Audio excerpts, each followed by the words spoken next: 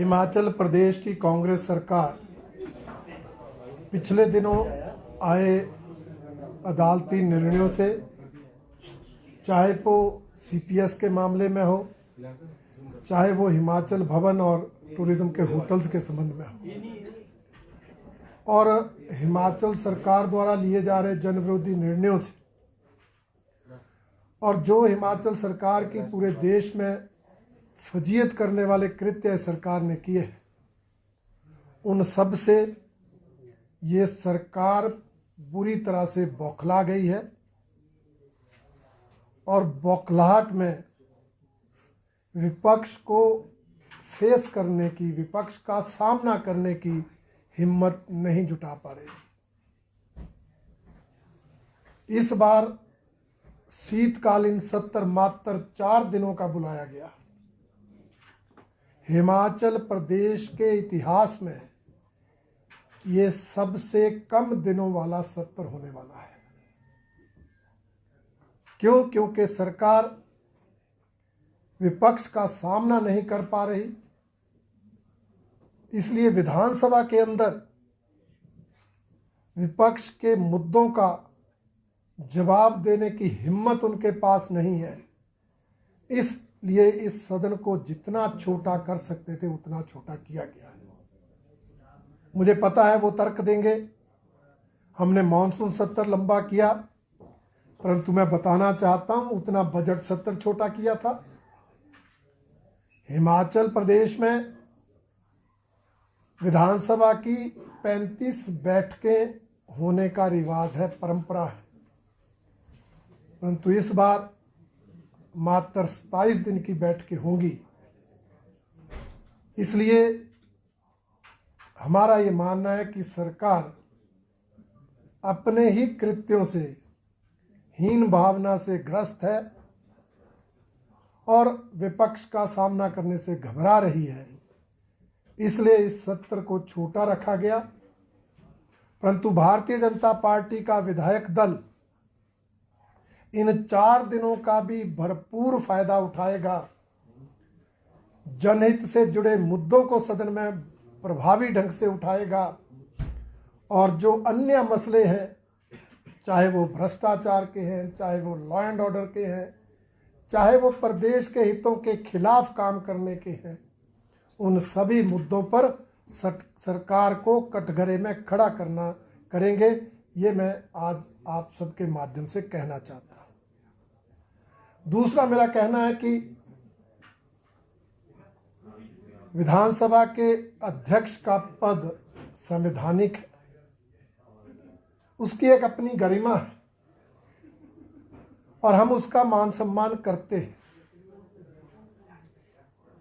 परंतु जिस तरह से वर्तमान विधानसभा अध्यक्ष समय समय पर बयान देते हैं, वो बहुत ही दुर्भाग्यपूर्ण है। जब बात की जाती है तो कहा जाता है मैं तो सदन के अंदर अध्यक्ष हूं, बाहर तो मैं स्वतंत्र हूं। तो फिर सदन के अंदर की बातों को सदन के बाहर क्यों उठाया जाता है? पहले लोकसभा चुनाव के दौरान जो सदन के अंदर राज्यसभा चुनाव के दौरान घटना घटी थी, उस पर बयान दिया था कि मैंने 6 विधायकों के सर कलम कर दिए और 3 मेरी तलवार के नीचे। और पिछले कल भी बयान दे दिया कि 9 विधायकों की शिकायत पेंडिंग है, निर्णय इस सत्र में आएगा। मैं पूछना चाहता हूं, जिन 9 विधायकों की शिकायत की बात करते हैं, जिस घटना की चर्चा करते हैं, वो घटना तो बजट सत्र की है।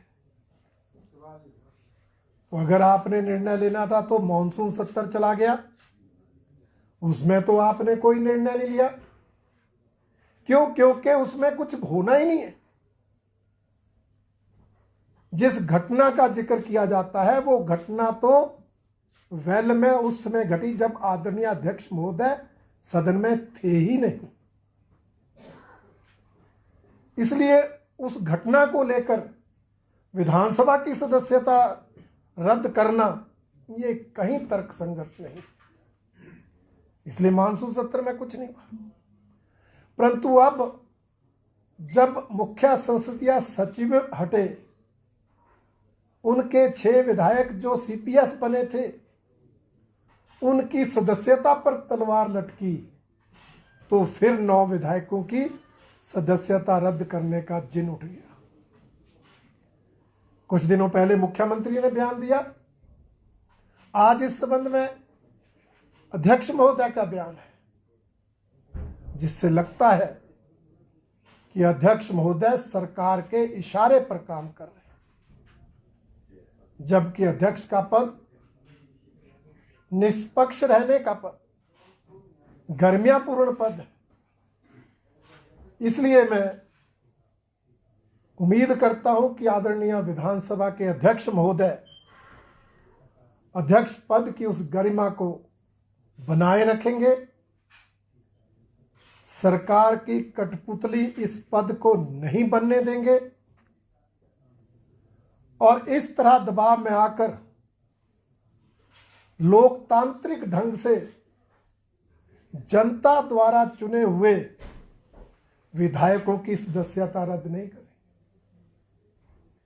क्योंकि कोई मामला बनता नहीं।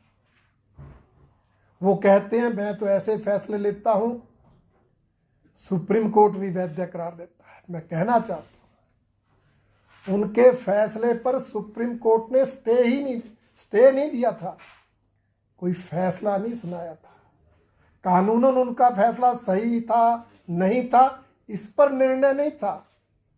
वो तो क्योंकि चुनाव आयोग ने विधानसभा के उपचुनाव घोषित कर दिए थे, इसलिए उन विधायकों ने केस वापस ले लिया जब स्टे नहीं।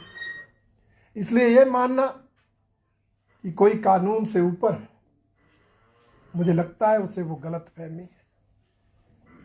इसलिए मैं उम्मीद करता हूं कि हमारे अध्यक्ष महोदय इस संवैधानिक पद की, इस गरिमापूर्ण पद की मर्यादा को बनाए रखेंगे और कोई ऐसा कृत्य नहीं करेंगे जो अलोकतांत्रिक होगा, जो तानाशाही पूर्ण होगा और जो गैर कानूनी होगा।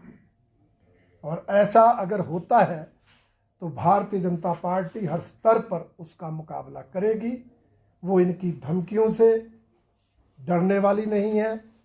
हमने जो करना है लोकतांत्रिक ढंग से, कानूनी ढंग से हम उसे करते रहेंगे, परंतु अध्यक्ष महोदय को अपने पद की गरिमा बनाए रखनी चाहिए।